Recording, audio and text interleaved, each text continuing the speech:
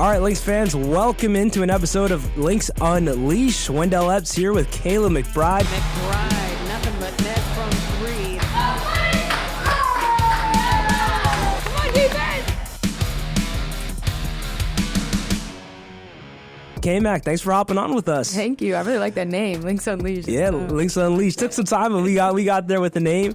First thing first, K-Mac, a lot of people are talking about your game and your recent performances right now, but I want to know, in your opinion, how would you describe the way that you are currently playing this season for your Lynx team?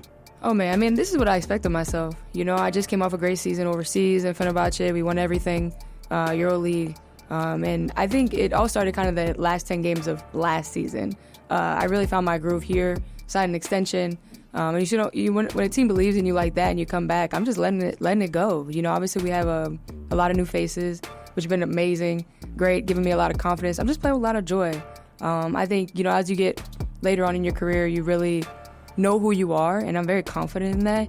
And I'm just going out there hooping. I'm enjoying the process, enjoying the game, and I'm reaping the benefits of that. You've had a plethora of games this season where you've knocked down multiple three-pointers. I got to know, what goes through your mind when you're hitting man, this is my fifth three-point make of the ball game? I expected of myself, though. It's just the work. I really enjoy what I do every day, the work, the shots, whether I'm overseas or at home, just everything that I'm putting in. And then when I go into the game, I'm just trying to enjoy it, and I'm trying to win. So every time I go out there, I make a couple, whatever. I know everybody has me listed as a shooter on their scouting report, but I want to make it really, really hard for the defense, and that's what my team needs from me, So I'm just putting a lot of confidence, letting it go.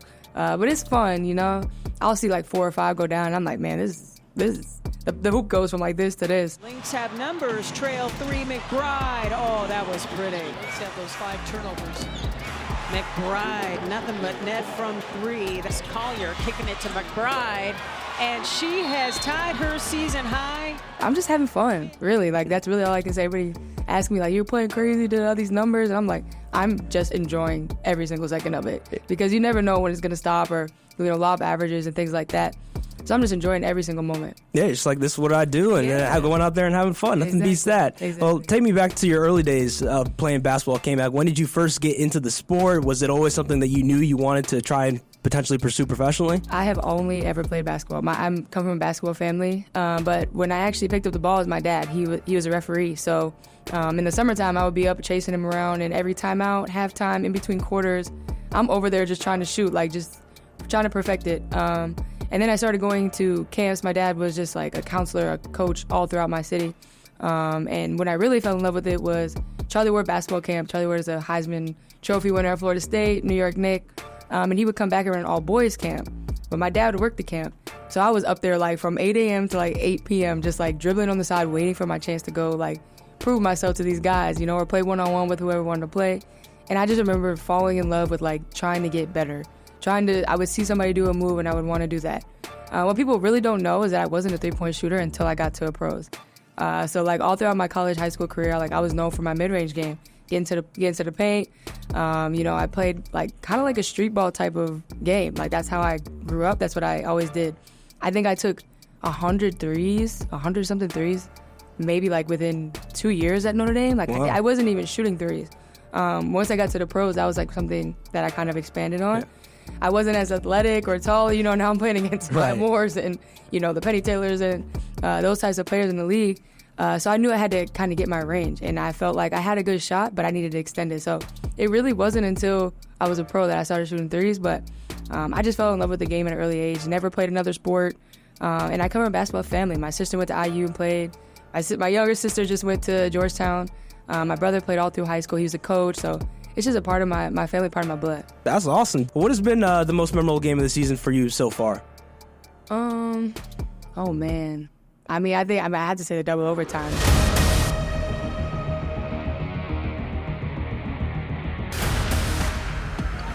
McBride, the wing and 3 rolls in.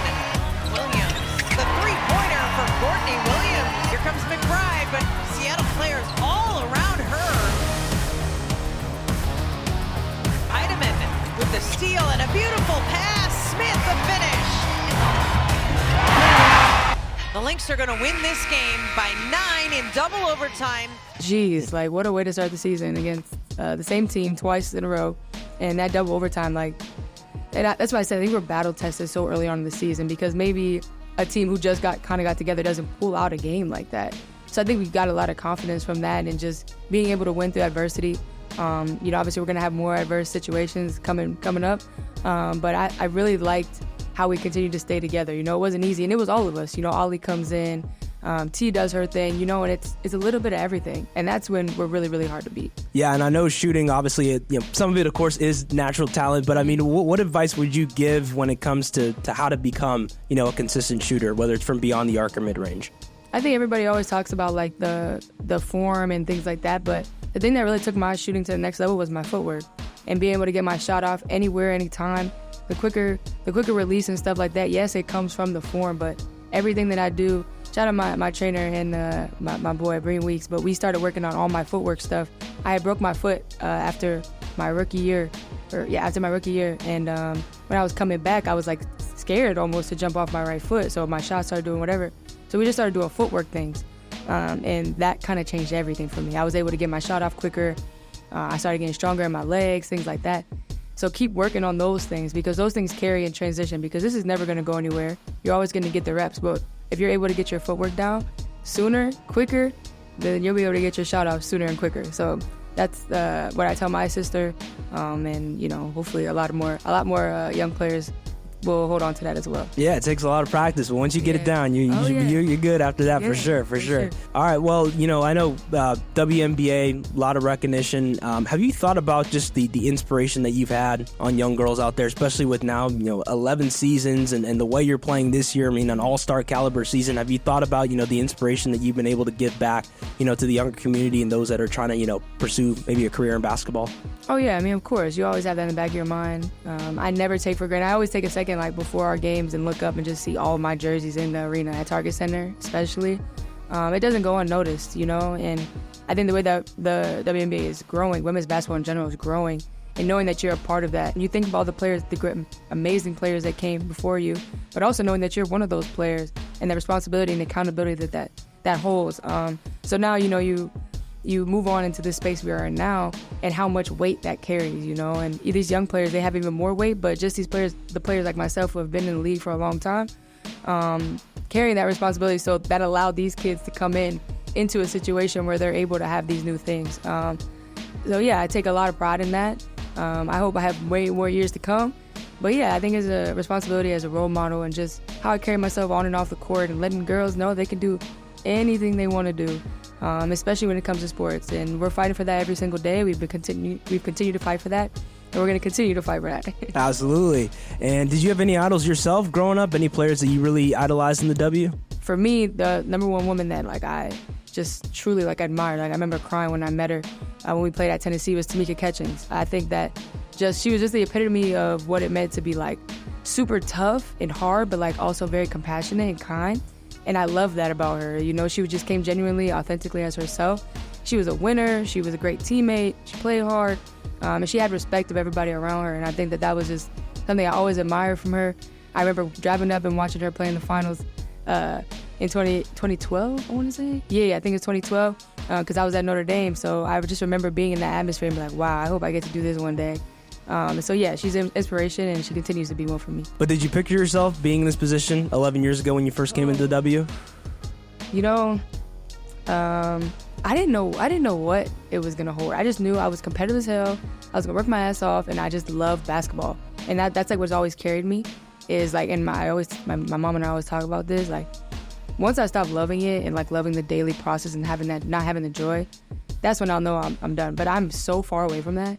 And so that was always my check-in, at 4 years, at 8 years, you just kind of check in with yourself and be like, am I still really loving this the way I do? And then there's moments in the games, or you hear the crowd, or you're hearing your name called and starting to line up, or you see your jersey hanging in the locker room. You're just reminded this is my job. This is what I do for a living. This is my dream. I'm just hooping for a living. I want to do it as much and as long as I possibly can. But I think I always imagined myself having a long career in basketball, always being in my life. But to say that it would be like this, yeah, and to look back and be like, wow, I did all of these things, and look at your body of work. You never know what it's gonna look like. But I definitely didn't have high expectations. But I think the the biggest thing for me is that I still love it every single day. That's awesome, K-Mac. And last question for you before we enter our final segment of the show. I just want to know what else are you trying to hope to accomplish in your WNBA career? What are some things that you have in mind that you want to try and achieve? Oh man, I mean, I want to bring a championship to Minnesota, and be part of that next dynasty. That next wave, because it's been a tough couple years. And I think that this city deserves a championship, and this organization does. But I just want to be at where I'm at in my career. I want to be known as a great leader, a great teammate, and somebody that's just all about winning. That comes to work every day with joy, and just enjoying every moment. Because like I said, 11 years went by like this. I can't imagine what the next 4 or 5 might look like.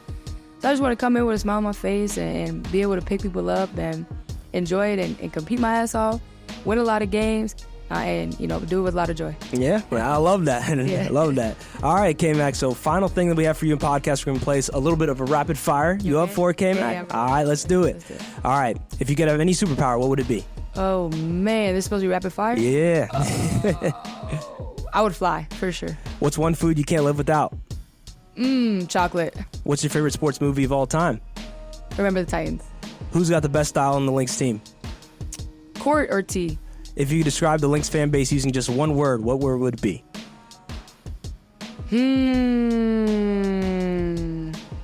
Loyal. If you had to compete in a talent show, what would be your talent? Oh, shoot. Is shooting an option? Yeah, basketball skills fun. Shooting. What's your favorite thing to bake? Cookies. What's your biggest pet peeve? When people don't close their mouth and they cough and stuff like that. Oh yeah, I don't like that either. No, I ain't trying to get sick. What's your favorite genre of music?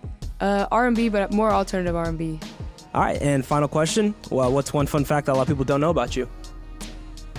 Oh gosh, I play the drums on the side sometimes. Not as much as I did when I was younger, but I still, whenever I see a drum set, I'm on it. Yeah. Okay, I like it. All right, K-Mac. Really appreciate the time. Some great insight. You're obviously having a terrific season. I know Lynx fans are super happy to have you here. So just keep up the great work. And once again, we really appreciate you for coming on the show. Thanks for having me. Of course.